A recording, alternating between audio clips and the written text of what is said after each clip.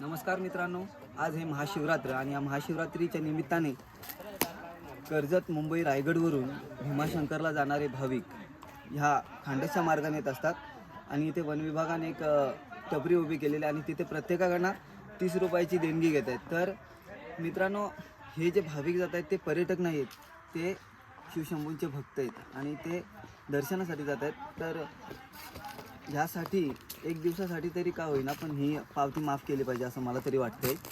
कारण एका दिवसामध्ये जर का 10 ते 15 हजार भाविक जाऊन येत असतील तर तुम्हीच विचार करा पैसे किती होत असतील. आणि पैशांचा विषय नाही आहे, हा इथे श्रद्धेचा विषय आहे. म्हणूनच आतासुद्धा पाठीमागे बघतो आपण वाद चालू आहे. तर हे कुठेतरी थांबलं पाहिजे.